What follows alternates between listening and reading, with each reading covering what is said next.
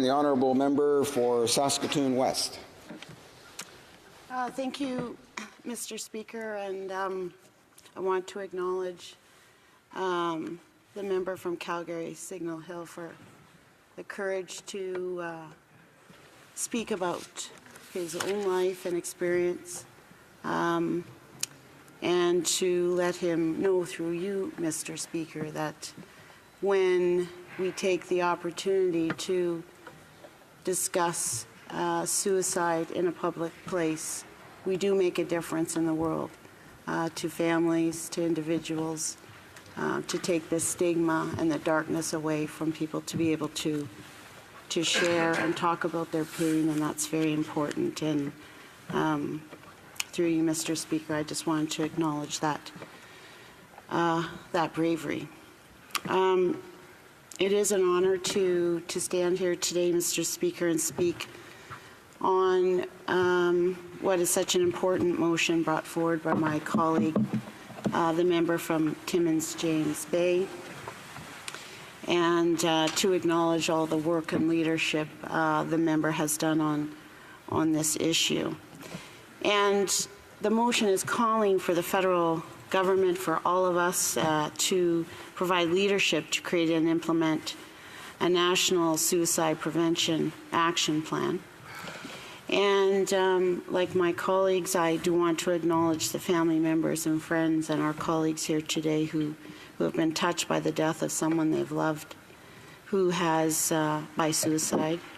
And of course the many Indigenous communities who have been dealing with immense grief, including communities in my province, and the sadness with suicides of so many young people, and those communities that are struggling to get governments to take notice, to invest in much needed community services, support, mental health services in their communities.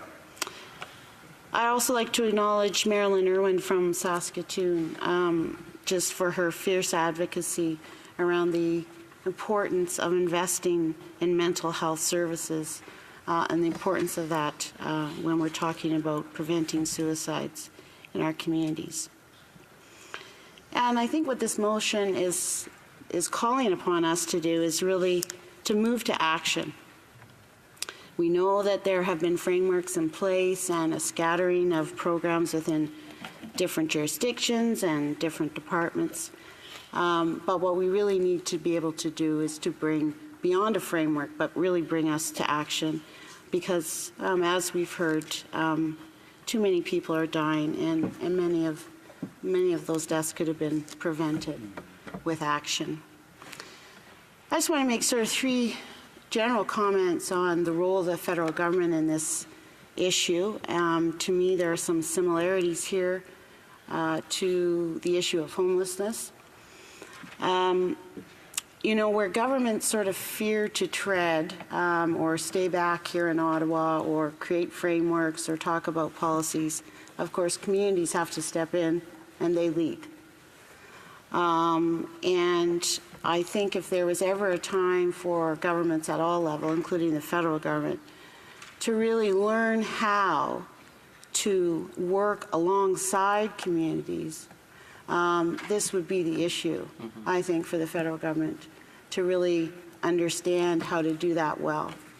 I've spent, prior to becoming a member of Parliament, over 30 years working in the community, and it has always been a struggle and to work alongside the federal government with communities as true partners.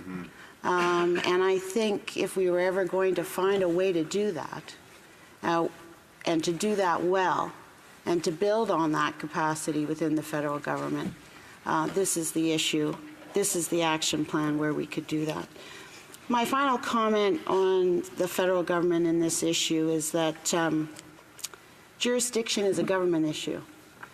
It's not a community issue. People's lives aren't divided into jurisdictions. People's bodies aren't divided into jurisdictions. Governments need to figure out those issues themselves and figure those out and find the resources to do that so that they truly can sit down with communities and really tackle an issue in its entirety as opposed to saying, which we've heard, it's not our jurisdiction, and of course we know that people have died because governments haven't been able to figure out what their role is.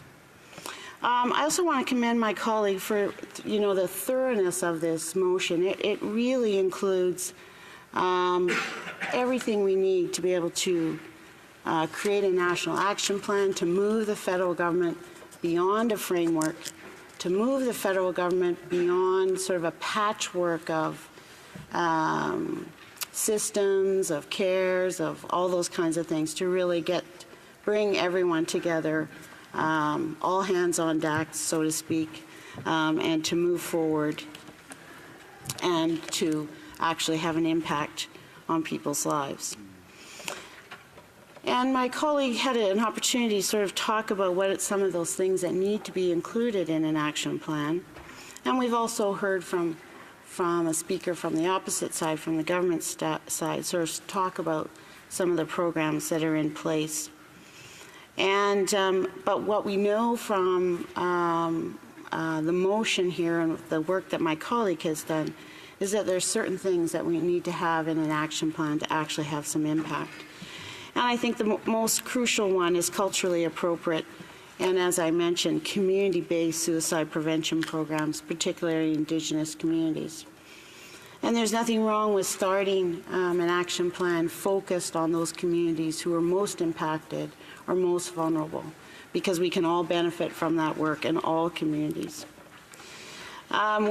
My colleague also talked about the need for, and we've had questions in the House today about the need for evidence, national evidence-based guidelines for how to intervene in suicide, what are the best practices, and that's an excellent role for the federal government. And monitoring. The National Public Health Monitoring Program for prevention and identification of at-risk groups. Creation of programs to identify and fill the knowledge and data gaps. That's always important when you're looking at an issue that's had a lot of stigma attached to it. A lot of people haven't talked about it. We really need to know what is going on, where are the gaps in the data. The development of tools to promote safe, responsible media reporting of suicide. The national suicide prevention training standards. All this is included in an action plan, included in the motion today. An online hub for suicide prevention resources in multiple languages, and my colleague also mentioned the need to have that in Indigenous languages. And to be able to pull all the resources together, all our expertise, to analyze what are the risk factors and what are the potential solutions.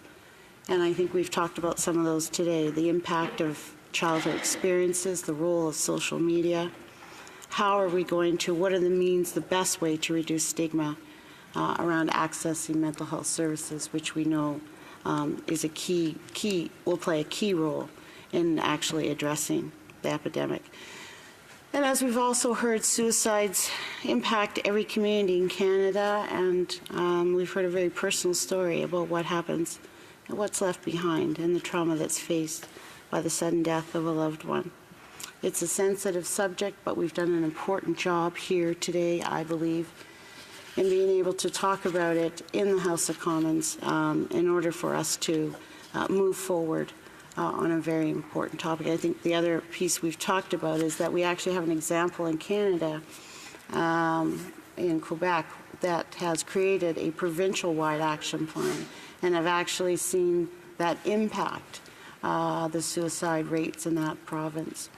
In my province, the Federation of Sovereign Indigenous Nations just last May released a report on the suicides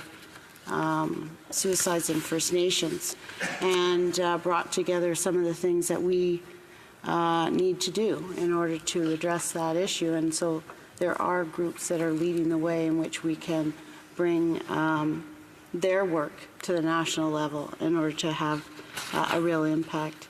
I did want to acknowledge that leadership from the FSIN, and in one area in particular, they looked at sort of what the impact is of racism and colonialism, and that our need to not just look at suicide individually, but to really look at how communities, how governments, how systems have played a role in the very the very big numbers of suicides that we've seen in Indigenous communities. So I'm very proud to stand up today. As others have mentioned, I think if we're going to do anything between now and June before the next election, I sure hope it's this motion. And I want to thank my honourable colleague for bringing it forward and giving me the opportunity to speak on it. Thank you, Mr. Speaker.